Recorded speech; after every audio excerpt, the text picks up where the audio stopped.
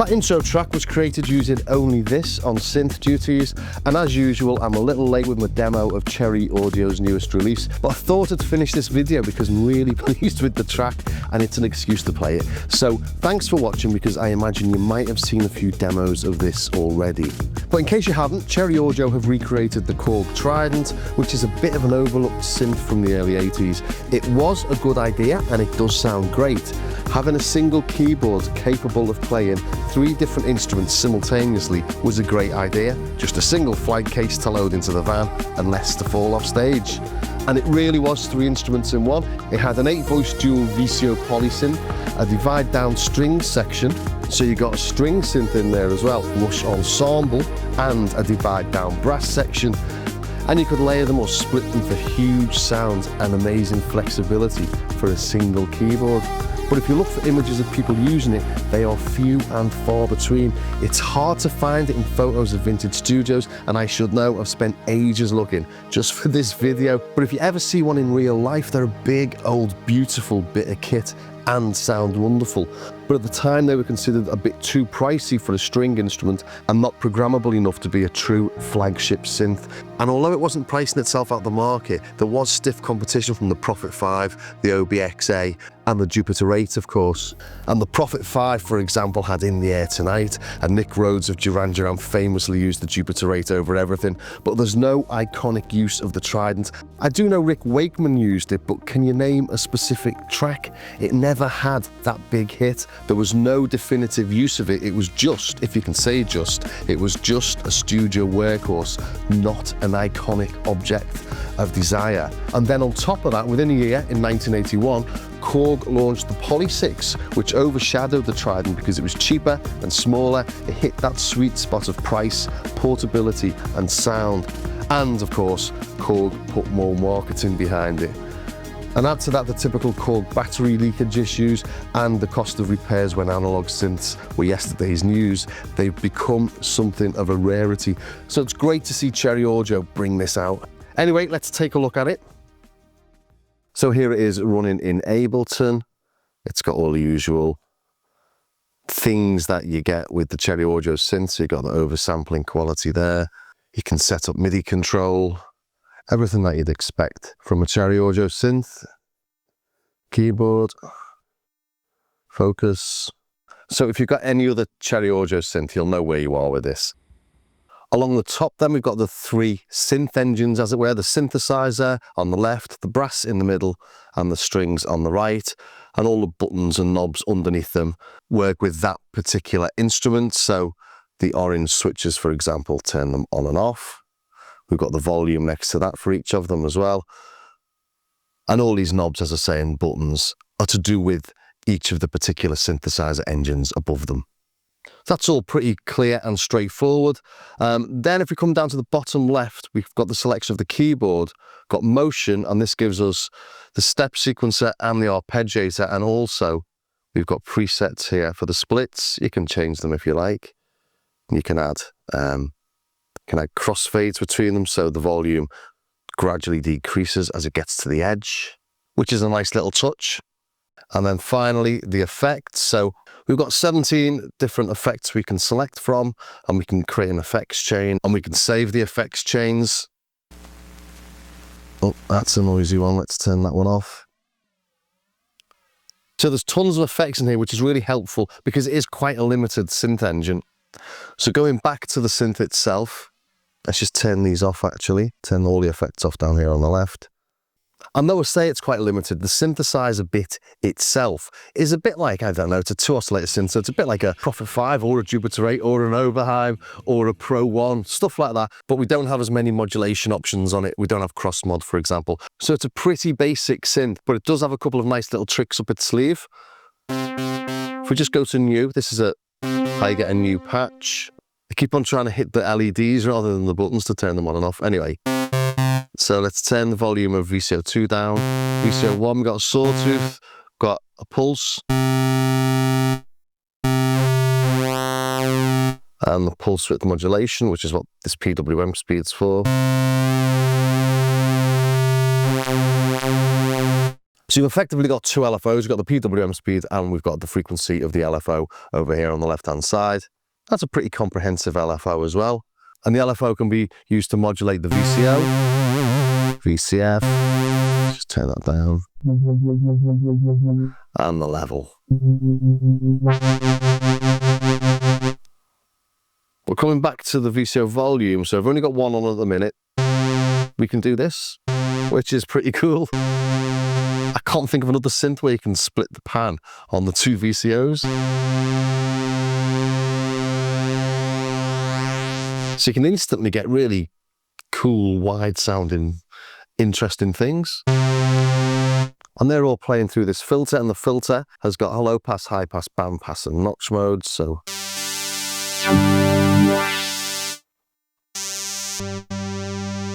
It will go into self-oscillation. There we go. If we turn the VCOs down.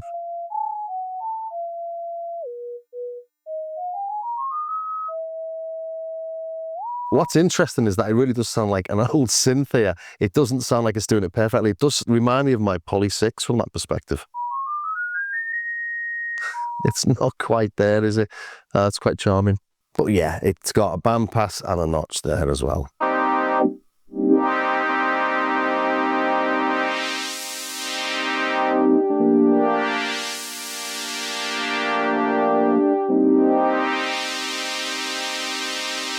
And we do like a notch.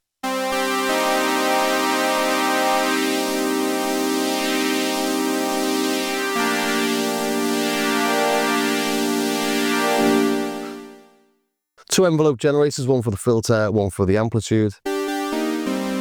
Couple of poly modes, mono mode. And unison, we've got the choice of 8, 6, 2 or 4 voices in unison. And detune as well.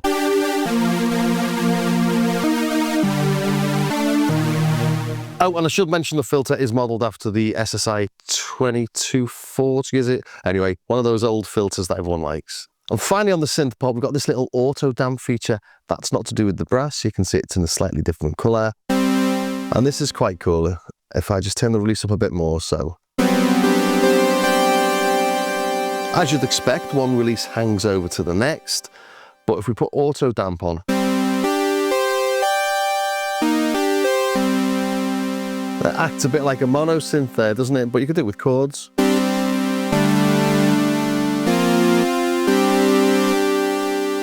And that just means that your chords aren't overlapping, so that's another nice little feature that you don't get on most synths.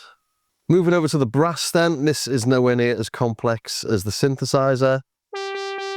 Got a single envelope generator. We do have a filter.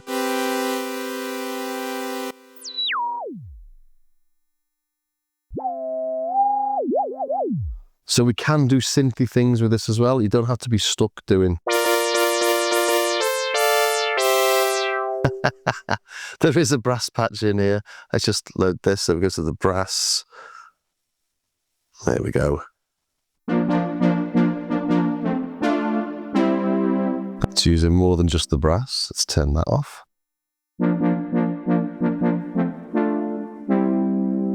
But it's nice. I mean, I'm not a big fan of brass tones on synths. I consider myself a synth player, not a brass section, but we can bring in the vibrato effect. Turn that on or off. It's got a delay on there as well. For nice natural sounding brass parts. And also got this multi thing. Now this is interesting. It's off at the minute, but if we put it onto 4, for example, it won't play anything until we've got 4 notes depressed. So there's 1, 2, 3. So you can get really snappy. It's quite cool, really. It's only playing when I hit the 4th note, so this F here. Then the E. How mad's that?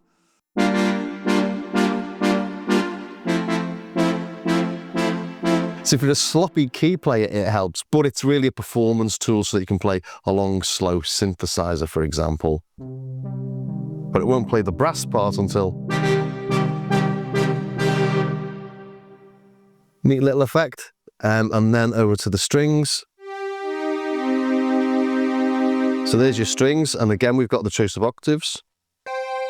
I forgot to show, but we've got the same on the brass.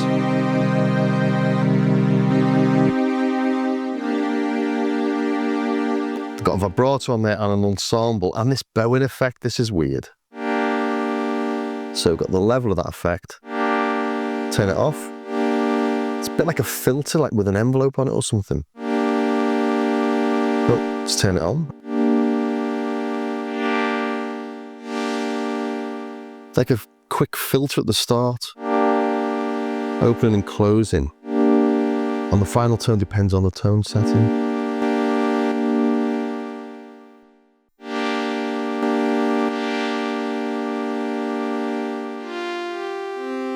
And of course, your lovely Korg ensemble. Let's turn it down a bit and make it a bit smoother. Nice. Got a vibrato as well. Got a really simple envelope on this one. And we haven't really got a filter, it's more like an EQ. High and low. But it does definitely have that string machine effect. If we go to the effects themselves, let's stick a phaser on it.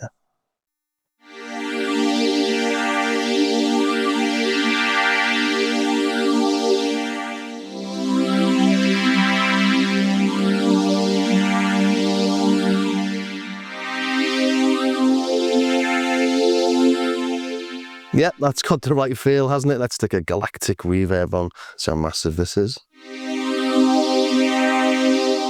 I think this is the same as on the other synths, it just looks more galactic-y.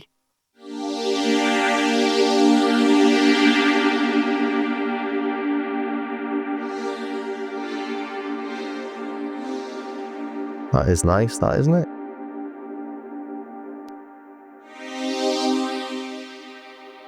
With a high and a low damping. Anyway, I don't want to go through all the effects. I did notice though that the tape echo does the tape echo thing.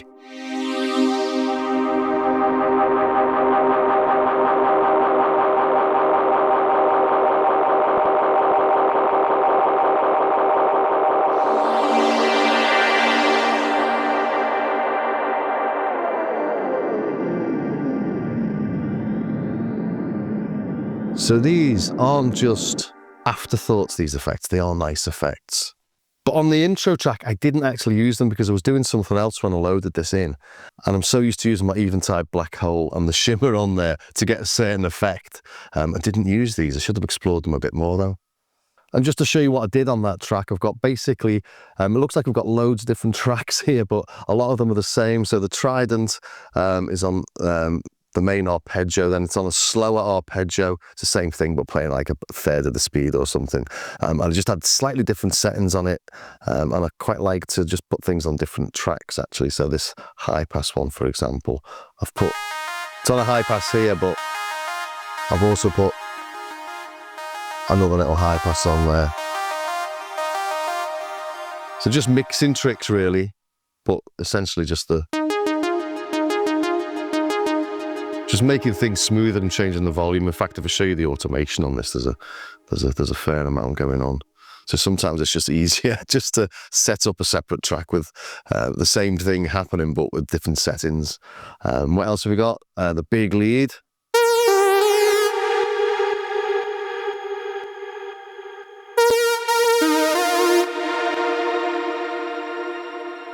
That's just a big synth tone.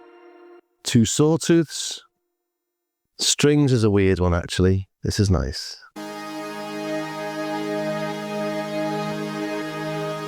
If I take the effects off,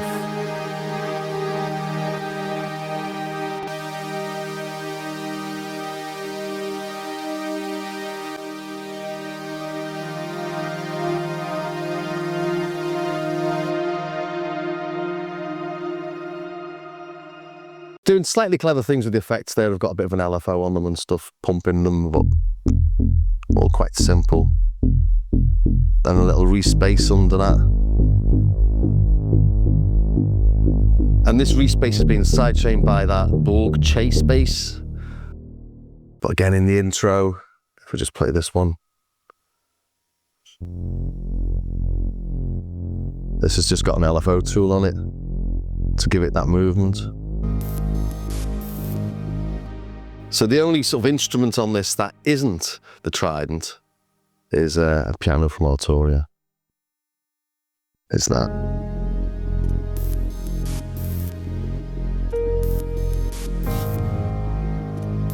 Because of course, you can't get a piano out of a Korg Trident. And then of course on the top here we've got, where are we? A few different drums and drum samples and fills and glitches and bounced bits and bobs up there.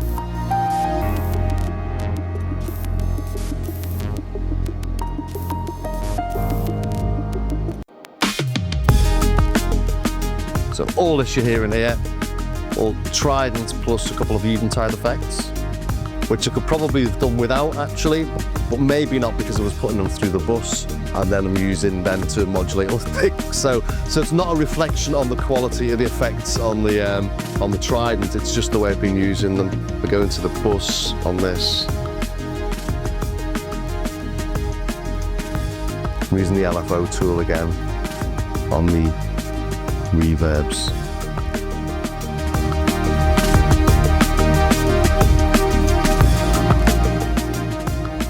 I think I've just turned something up because it didn't sound that mental before, but you get the idea. Quite a brief overview for me, really, but I do hope it was of some use to somebody somewhere. If it was, please do subscribe, ring the bell, and do all the rest of those things. And I'll leave you with the rest of that track.